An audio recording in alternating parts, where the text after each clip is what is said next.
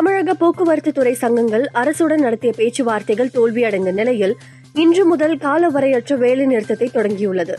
இருந்தபோதிலும் பேருந்துகள் முழுமையான வகையில் இயங்க அரசு முயற்சி மேற்கொண்டுள்ளது.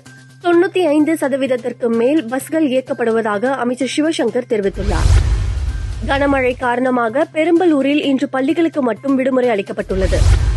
உலக முதலீட்டாளர்கள் மாநாட்டில் மொத்தமாக ரூபாய் 6.64 லட்சம் கோடி முதலீட்டுக்கான புரிந்துணர்வு ஒப்பந்தம் கையெழுத்தாகியுள்ளது.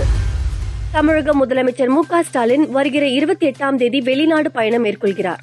ஜெர்மனி, ஆஸ்திரேலியா, அமெரிக்கா நாடுகளுக்கு 15 நாட்கள் பயணம் செய்ய உள்ளதாக தகவல் வெளியாகியுள்ளது. எல்லோருக்கும் எல்லாம், எல்லா மாவட்டங்களுக்குமான பரவலான வளர்ச்சி என்ற நமது பயணத்தில் இது முக்கியமான மைல்கல் என முதலமைச்சர் மு.க.ஸ்டாலின் தெரிவித்துள்ளார்.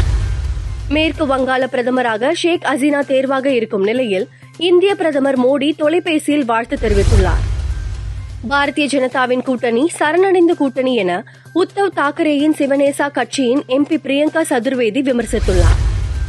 லெபனானின் தெற்கு பகுதியில் இஸ்ரேல் வான்வழி தாக்குதல் நடத்தியதில் ஹிஸ்புல்லா அமைப்பின் முக்கிய தளபதி கொல்லப்பட்டார் என லெபனான் தெரிவித்துள்ளது.